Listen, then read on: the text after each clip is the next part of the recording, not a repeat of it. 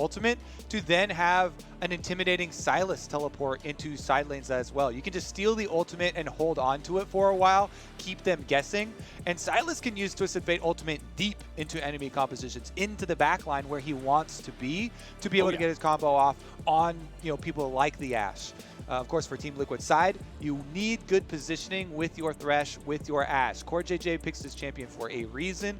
You separate so that you can have the out of a dark passage to try and protect you from a Olaf, Sylas, Volibear dive. Well, the draft has finished up here, and with only a couple seconds left with the team still being able to trade, do want to let that tick down. Okay, that means we're getting Sett versus Volibear in the top lane, the Olaf versus the Trundle in the jungle. Oh, this game number 3 should be really exciting, man. I like this draft. Yeah, and again, we're seeing some LPL influences. They still pick top lane Volibear all the time into a lot of these matchups, try and have the power of that 1v1 and as a point to try and play off of. And when you have an Olaf jungle, you go to any power point that you have on the map, any winning matchup, and you just make it more winning. Yeah, that's the whole point, right? As long as that matchup is already winning, you get to walk into your own jungle matchup nearby, and you're Olaf, so you win yours too. Just having to play around those facilitators so that you can make sure you're being the early game powerhouse you gotta be. TSM are flying down this bottom lane as a 5-man unit, Kobe. We might get to see some of that spicy cheese here early on. Yeah, so we call it prep. We call it prep these days. We don't really call prepping the cheese. Yeah, hey, for a good lunch, you got to prepare the cheese. Come on, man. It's our new flavor of cheese, actually, just developed here at home. Stratagem. Okay, yeah, stratagem cheese. It's Well-fermented like stratagem. Yeah, it's like a mozzarella and a cheddar jack. I don't know anything about cheese. I can't even finish this joke. Okay, let's just go ahead and drop that off and go ahead and look back at what's actually happening on the Rift here, as nobody's going to do anything else tricky here at the beginning of the game after that early attempt from TSM. Did not find any success, so no summoner spells spent there. Nobody's really doing anything wacky after that. You can see the fleet footwork on Bjergsen in the mid lane, knowing he's in the melee versus range matchup. That fleet footwork will do a lot of work in keeping him healthy and allowing him to survive in that lane. Of course, he won't have as much damage as the game goes forward with the Conqueror, like many Sylases like to use. Everything other than that seems pretty normal here.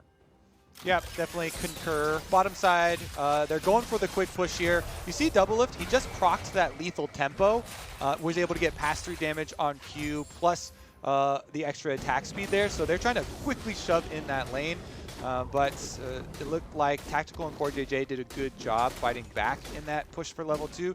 Meanwhile, Spica, you want to get as low as possible, off of blue buff, off of Gromp, so you can power clear through the bottom side.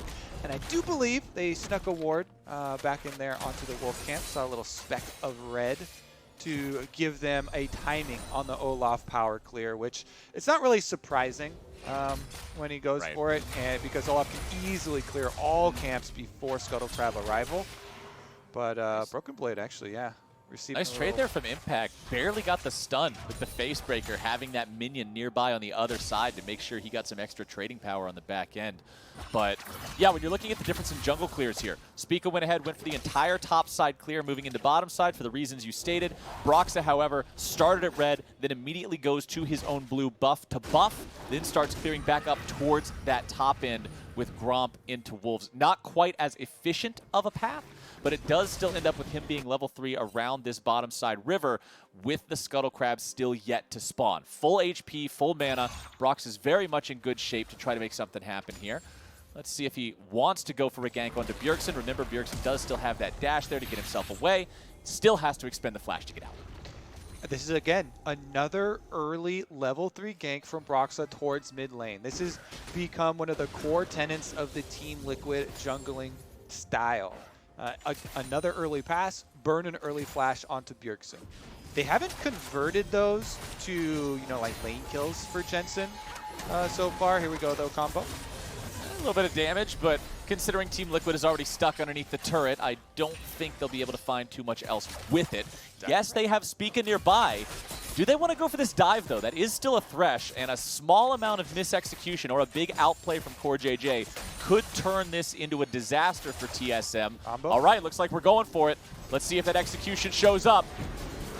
Flash from Tactical, trying to keep himself alive. There you go. This is what I'm talking about. If they outplay it or you misplay it, you're going to be in some trouble. First blood goes over to TSM, but it is a 1-for-1 trade. Money on to Doublelift and money onto CoreJJ.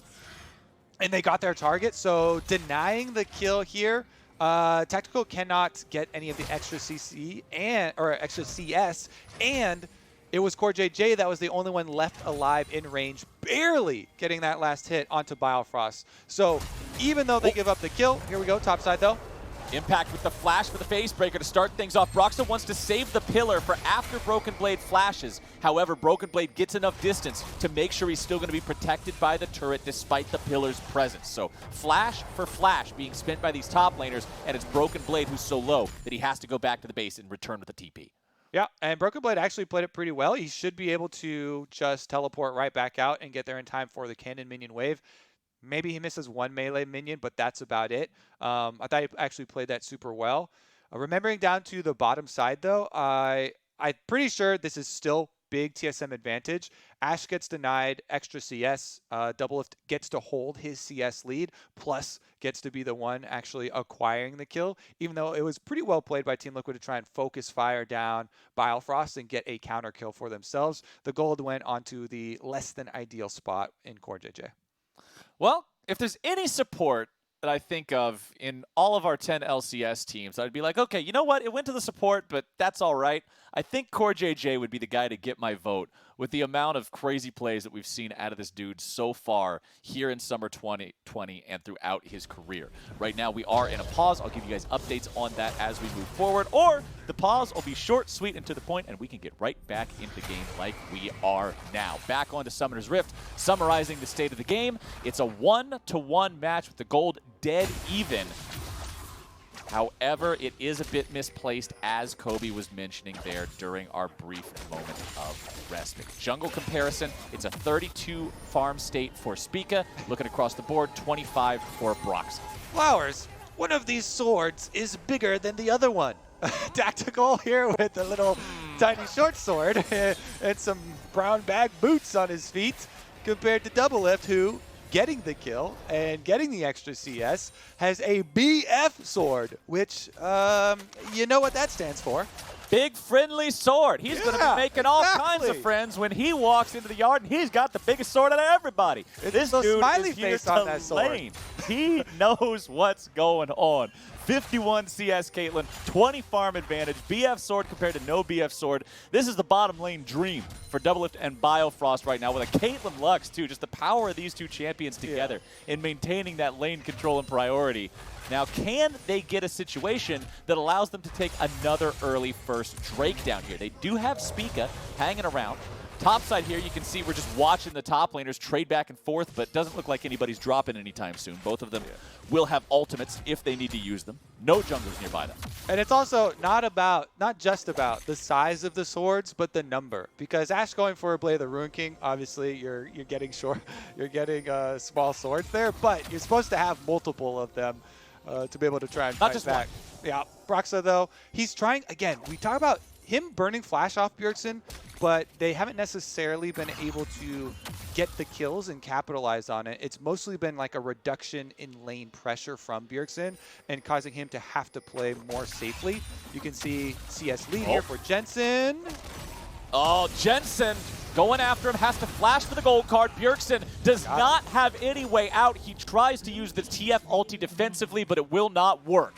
Team Liquid ends up getting themselves the kill onto Bjergsen, but TSM recognize the jungler is in the mid lane, and they take the chance at the Drake, and they pick it up. And look at this rotation. They're sending Doublelift up there to catch the mid-wave farm while they have Biofrost and Spica down here. They don't want to let any of this money go to waste with these minion waves being pretty free for themselves. That's one of those quick, just little short rotations where you send them up there, closest person rotates over, next person rotates down, so at least you're still getting income from the minion waves, which have become even more important. Then, once Bjergsen gets back, Doublelift can head right back down. Yep, especially with the situation where Team Liquid have that kill advantage. They have some farm leads. When you're looking at the solo lanes in particular, TSM want to make sure none of that money is going to waste, as Broken Blade might be able to face check this in time to stop Impact's back. Yes, he will. Volibear versus Sett, man. Two of the biggest meatballs in League of Legends going head-to-head here with a 1v1, but Broxah's not going to leave that as a 1v1 for long. Remember, Broken Blade already flashed earlier. This is what you like to see from a jungler, Mr. Kobe. You know it and I know it too. Not only is he getting involved in the lanes, he's making the return visits while the flashes are still on cooldown. Broxah wants to win both sides of the pond here, and he's making Trundle look like a turbo ganker. He's got 2 kills to his name. Red Smite Trundle fully operational. He's punishing these solo laners that do not have flash. He got the one down there onto Bjergsen, immediately goes top, gets that one as well. And this time around, he's not letting the objective slip through Team Liquid's fingers. They will be able to get the Rift Herald for a 3rd game in a row, even though TSM got the first Dragon, and they do have the possibility down there. Team Liquid, with this early gold lead, plus the gold in hand of using that Rift Herald, I think are really well set up to play off some global pressure now with Jensen's Twisted Fate. They should be looking for a proactive area to use Jensen in the side lane, try and teleport through to get an extra kill and make use of the extra map pressure. Yeah, this is the first game in the series that TSM hasn't started the Rift Herald and then TL stole it. They got the first one in all 3 games, but the previous 2 they had to stop TSM from taking it in order. You burn your hand on the stove once, then you test it one more time just to make sure. Just to make sure it's hot. Like, okay, you burn the other hand, and now you're out of hands. Exactly. So, no more hands. Once you run out of hands, you got to leave the stove alone. Team Liquid are able to keep that one secured for themselves. I don't think that message on the screen was correct because Biofrost is still running around, but Treats is in. Oh my god. Oh no. No bamboozle, no bamboozle. It's still no Biofrost. Bamboozle. Okay, promise. no bamboozle, yeah. Broxah passes off the blue buff over to Jensen. The Twisted Fate ulti is ready to go, and just like that, he's making his appearance here in the bottom lane. Biofrost is killed off. Jensen comes down to bottom lane just for a spectator ticket. He doesn't even get an assist. Okay, well, Biofrost has also entered the fountain. I think the title might have been a little off there. That was the announcement was supposed to be, as TL put him there. And just as we call for it, the Twisted Fate play comes through for Team Liquid right on time. So close. That death sentence headed for Doublelift, but he gets himself out of the way with the 90 caliber net just in time to prevent more coming through there from TL. Maybe a possible dive since Broxah was hanging around down there too. Still more 1v1 between Broken Blade and Impact here in the top lane. Broken Blade trying to make sure he catches up to him for a little bit of extra damage. Spica's also on bottom side now as Broxah has got himself towards the other end of the map, and that means that Team Liquid must be respectful, not overextend into the Olaf that has all summoners and ultimate ready to go. Yeah, I mean, Team Liquid are working off your cooldowns. You basically, you increase and decrease your aggressive playmaking based around Jensen's cooldowns here. He's got blue buff Twisted Fate, just waiting for the extra few seconds here on the Twisted Fate ultimate to come back up. It's about halfway done now after the first one. It's within this window of time where TSM are trying to mine as much pressure, as much gold as possible. Bottom lane goes right back to pushing. Doublelift and Biofrost working away at those turret plates, even as Jensen is able to complete his 11.5-minute Rod of Ages. Honestly, pretty early for him, considering he didn't get any kills. You can definitely get it earlier if you get those kills, but TSM looking to make the offensive play before his ult is back up. TSM looking to tactical and CoreJJ here yet again. This turret is so low on HP now. CoreJJ goes for the death sentence, but that doesn't hit. Team Liquid, even if they keep themselves alive and draw some of this pressure from TSM, they're still losing a lot of turret plates down here, so TSM is getting some advantages there. Shelly summoned up in mid lane. That's 2 plates going over to Team Liquid. All that money will be on Broxah since he was the one summoning the Herald up. 2,500 gold lead still for TL here as we cross the 12-minute mark in this game. You mentioned Rod of Ages. Since that was completed at 11.5 minutes, that means it will be fully stacked by Jensen 21.5 minutes into this game.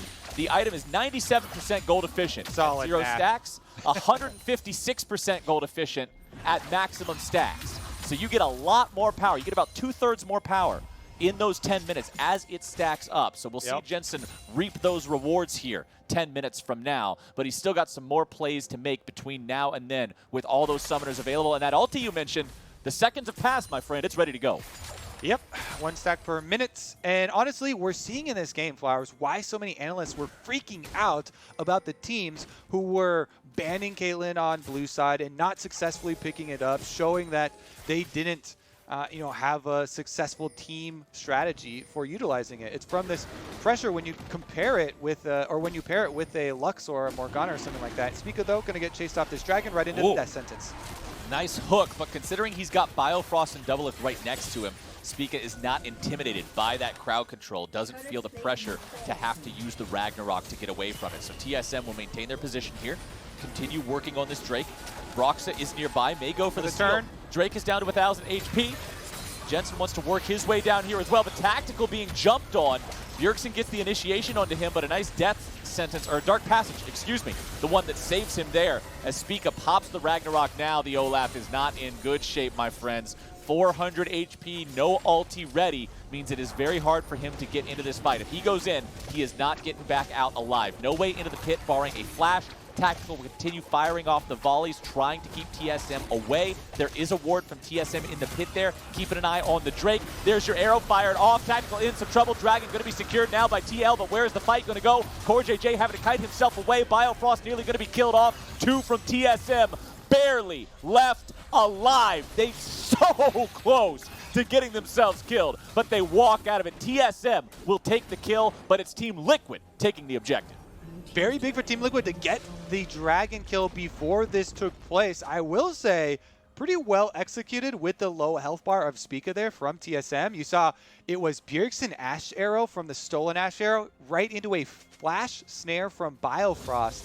And Biofrost able to navigate his way out while Doublelift even goes over the wall and forces Jensen back as well. So pretty well played considering the circumstances that led up to it. That being said, Team Liquid get the dragon and they get the top side pressure, taking a full turret for impact with his Blade of the Ruined King completed on Sett. He's just stomping through that lane.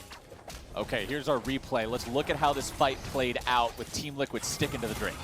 So that's the stolen Ashe arrow into flash snare from Biofrost I'm talking about. And when he gets hooked in, it's already a 100% to 0 kill on the Ashe. And Doublelift then nets over the back of this wall.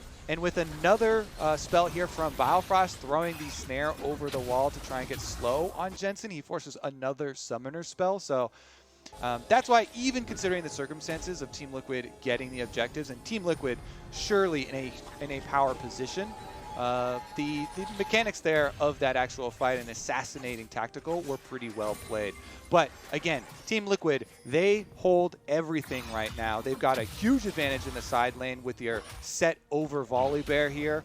Completed Blade of the Ruined King means Impact can get full priority. Plus, they're the ones with the Twisted Fate looking to capitalize on another TSM start of Rift Herald. TSM are not afraid of the fact that TL are ahead in gold right now. They're the ones going after this objective. They're the ones daring Team Liquid to challenge them. The Rift Herald is secured by Spica. He will pick the eyeball up and run away, give him the thumbs up on the way out, and TSM will complete a successful Rift Herald take here with Team Liquid nearby. I'm honestly perplexed that was allowed. They they roamed Impact up. Yeah. He walked up, so you saw Volibear down there alone. Broken Blade was able to fully push in bottom side, and TSM successfully kill and extract the Rift Herald eyeball while Team Liquid have this ginormous lead. Well done by TSM. They took it. Team Liquid weren't able to get in there and stop them. Maybe the coordination, the communication was off. Can't be quite sure. But either way, they chose to not kick off a fight there. They did not want to risk anything challenging TSM in that environment. Tier 1 turret nearly dead here. Team Liquid, if they can get a push together, will be able to knock that one down rather swiftly. Still another 2.5 minutes before Baron is on the table. Under 2 minutes now before the third Drake of the game does show up. This will be Ocean Soul again, just like in game number 1. But different from game number 1, TSM does not have full Drake control up until this point. TSM will not be able to threaten 4 Drakes equals Soul at 20-something minutes like they did in that first game. Team Liquid doing a better job at contesting the neutral game here than they did that first time around. Arrow coming through, will not find the shot onto Tactical. Respect the shot from Bjergsen coming out there, but doesn't do a whole lot. Will not find impact either as he gets himself away after putting a couple of punches onto the tier 1 turret. And because Broken Blade got his alone time on bottom side, he still has his teleport advantage over Impact, and he's been able to get back a little bit into this matchup, whereas Impact's been bullying him so hard for so long. Now at least, Broken Blade has gotten to the Trinity Force here for a Volibear, so you've got a lot more sustained damage, and the Sett now has to respect a lot more the time that Volibear can buy. Trinity Force is so good with him because cooldown reduction allows you to get multiple rotations of your W spamming, getting you the extra life back off champions, plus your E shields coming in can be super surprising towards the later stages. And TSM do have good scaling with Sylas and Caitlyn. That Team Liquid do still have to remain cognizant of. Here comes the Rift Herald play in mid though, and Jensen should be looking with his Twisted Fate ultimate. This could be the play. Impact, teleport will come off cooldown shortly. Turret's going to die instantly though. One more auto attack from anyone will do it. There you go. Shelly shouldn't be able to get second charge off here. I think TL has enough bodies nearby to prevent that charge. There you go. Drake is alive. Now you've got Impact on a flank position here. Broken Blade is watching, trying to make sure Impact isn't coming around through any of these extra brushes spawned by the ocean map. Team Liquid moving forward.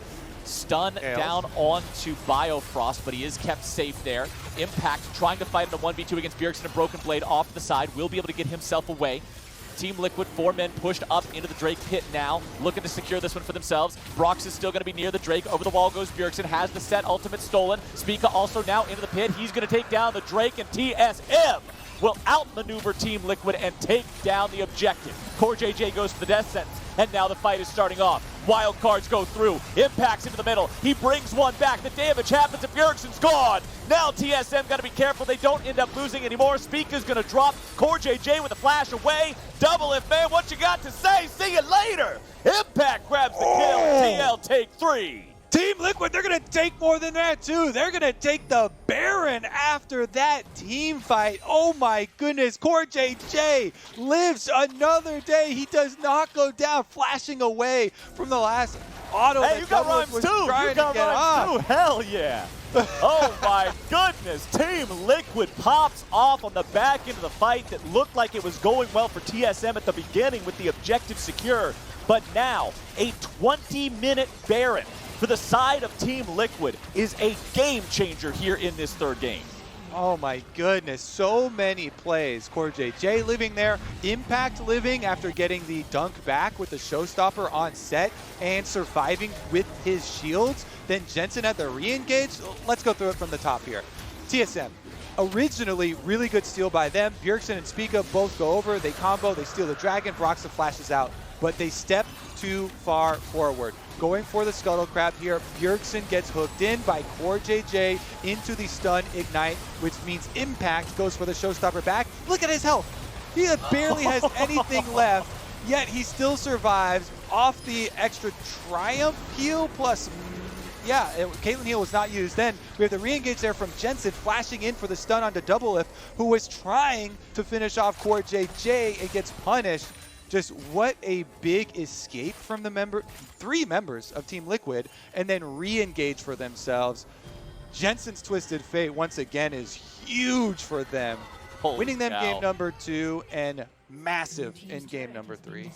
Especially after his poor performance in game number 1, where I think Bjergsen just outclassed him in literally any metric you could think of. The past 2 games, Jensen is showing up here for TL, making things happen on the Twisted Fate. Lichbane, Rod of Ages fully stacked now as of 45 seconds ago, has the stopwatch ready to go for aggro drop and playmaking, and Team Liquid has another 90 seconds of Baron buff to still push and look for these tier 2 turrets. All 3 tier 2s still standing.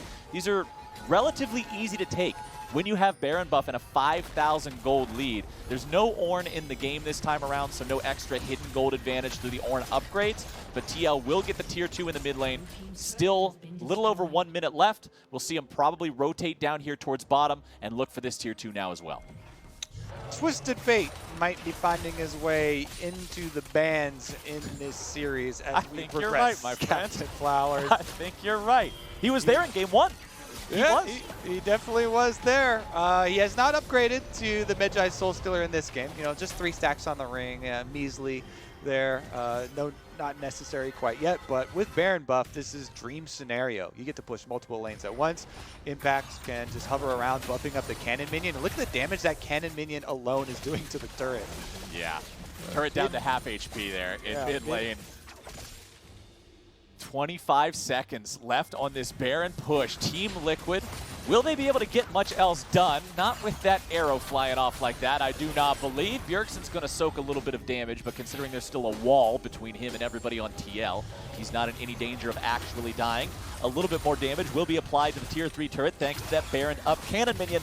But Baron dissipates, and with it, so does this push. Team Liquid will take the few thousand golds worth of a lead they got. They're up to about 7,500 gold lead here, 24 minutes into this game. Very powerful advantage for this point in a game of League of Legends. So now they're going to walk away, spend that money, and get ready for the next move. And Impact over Broken Blade again with this Sett Volibear matchup. I mean, he's more tanky and does more damage at this point. It's actually a huge benefit here for Team Liquid. 2-level lead for himself. Unfortunately, he doesn't have Smite, so he can't do everything. Can't get the Skull Crab for himself. TSM are able to secure that as Spica finishes it off, though, for themselves. TSM really need to rally, though. There's so much vision deep in their red quadrant. It makes this side lane really dangerous. And Team Liquid can continue to make dragon setup plays because they have full control over the bottom half of the map. TSM have made that call, though. They are not strong enough to fight it, so they're going to try and trade. They're conceding dragon. They know that they've been vested here for the mid stage of the game, and they're just trying to get gold back where they can. I do like that option. Yep, we're still 10 minutes away from a soul for either side here. So the earliest you will see a potential Ocean Soul this game is 35 minutes if they're both killed on spawn by the same team. That's not going to be a win condition anytime soon for either one of these squads. You can see the gold on your screen right now. Highest gold value for the side of TSM, a little bit over 10,000 there for Doublelift. But across the board, the same amount of money is on Impact, and Jensen having about 500 more than that means these Team Liquid players are in a really good spot looking at these upcoming fights. Baron will spawn in a little bit over 1 minute. A TP's coming in. Impact could be in a bad spot here. All of TSM moving in, trying to chase after him. Impact goes over the wall. He uses the ulti to position and the flash to stay safe. Spica gets hit by the gold card. Death Sentence follows it up, and that forces Ragnarok.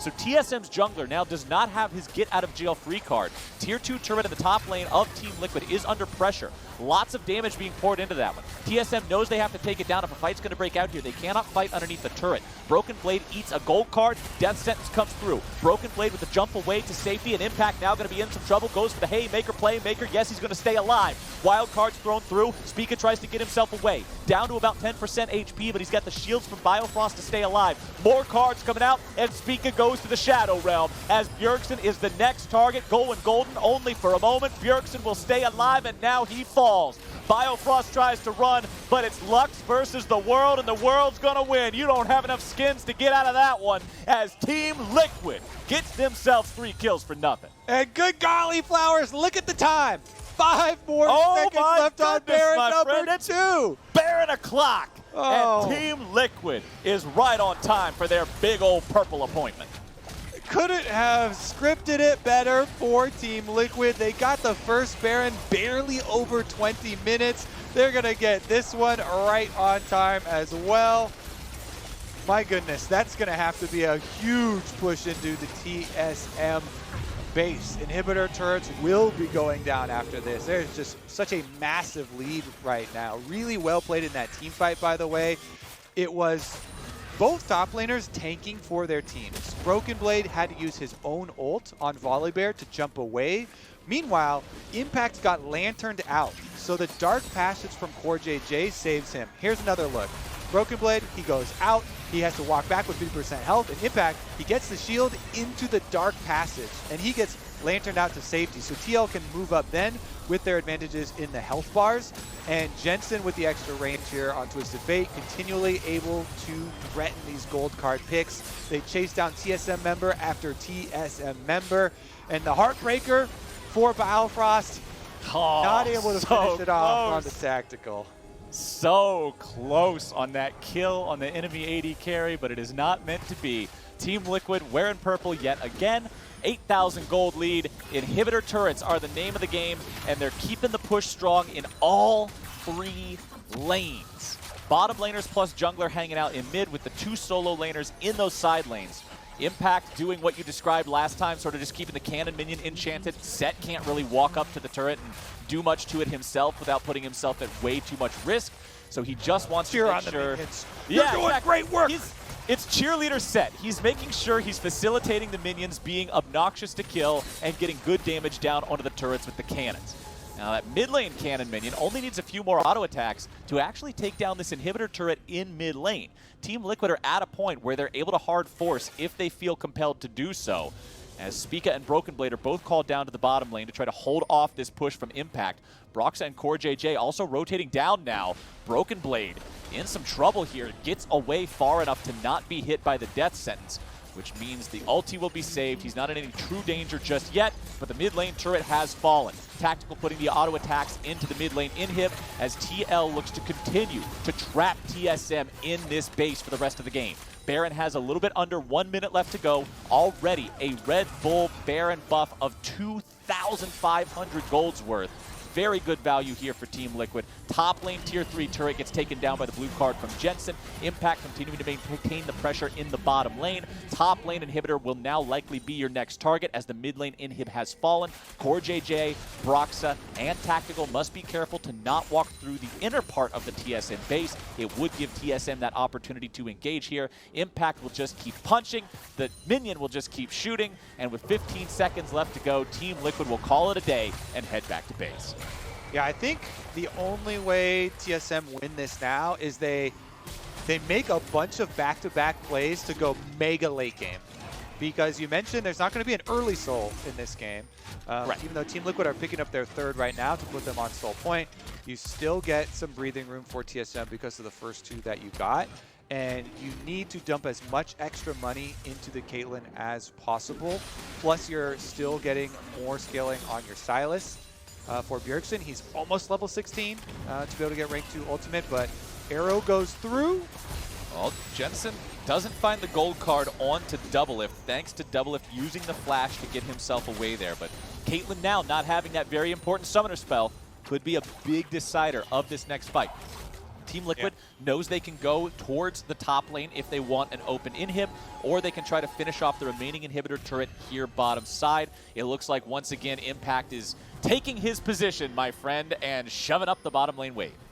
Yeah, Team Liquid, they have so many options right now. It feels really good to be in this position with the Twisted Fate on your team because Jensen can just go grab top wave by himself, and the rest of your team is very safe because you're the team with the double front line. You have Trundle. Trundle makes sure that anybody who steps up on TSM, any attempt at front-to-back team fighting means your front has to immediately go into evasive maneuvers and dodge damage because Trundle ultimate will pierce right through any of the defenses that you've built up and make it a lot easier and equalize here for Team Liquid in trying to push that way. So TSM have to make big use of a Sylas stolen ultimate spell or a big, well-played team fight from Doublelift to pull off some crazy stuff. Yep, I'm looking at Bjergsen to try to steal Tactical's ult whenever he can for an extra initiation tool on the side of TSM because they are seriously and sorely lacking those right now. Broken Blade is too far behind the curve of the game, honestly, to really be a massive initiator on his own. He'll jump in and then be in a real tough spot unless one of those enemy carries just gets insta-gibbed, and I don't see that happening. Not with Jensen having that stopwatch ready to go. Not with Tactical being in a spot where he's able to kite away so effectively with CoreJJ right next to him. CoreJJ 3-0-4 in this game. Honestly, jungler and mid lane are also 2-0-5. 3 different... Oh, and Sett 1-0-5. Only person that's even died on the side of Team Liquid has been Tactical this entire game. Everybody else making sure they're staying away from that spawn platform as TL pushes forward. A little bit more damage will be enough to take down the inhib, but they got to be careful about how they do it. Nearly killing off Spica as he tries to run away with the Ragnarok. Almost completely dead. Jensen goes for the gold card on him. Wild cards won't be able to finish it. But with the enemy jungler that low, there's no way TSM are able to defend this top lane inhib against the Team Liquid push. Baron is up in 5 seconds. And they get what they came for. Team Liquid destroy the base. 2 inhibitors down with Baron number 3 arriving. This must be the least amount of time that a Baron has been able to stay on Summoner's Rift in a plus 30-minute game here, because Team Liquid are in position once again to either bait or even take Baron number 3. And they're going to bait. Deep teleport here means they're going for a flank. Impact TPing in, looking for the opportunity to go behind the TSM lines. He's found Biofrost, looking for Doublelift, and there he is. Ulti comes through while the rest of TL is able to deal with the problem of Spica. He's out of the picture. Impact with the aggro drop there, utilizing the power of the Hourglass. Impact gets himself away. The regeneration, my God, man. Jensen goes on a rampage, and TSM is running to the hills. Team Liquid continues the chase. Jensen is after Bjergsen with a vengeance, and it's a double kill for the TL mid laner with 4 dead on the enemy team. Surely this is your TL game-winning push as they wave goodbye with the sad Zoes. They got the I can't believe it with the Cosmic Ashe. They are pushing for the win, and they are pushing to take us to match point. Team Liquid with the parade right down mid lane to celebrate their victory in game number 2. Can they collect some more KDA? Won't be necessary here as the Nexus is down. And once again, the twisted fate for Team Liquid.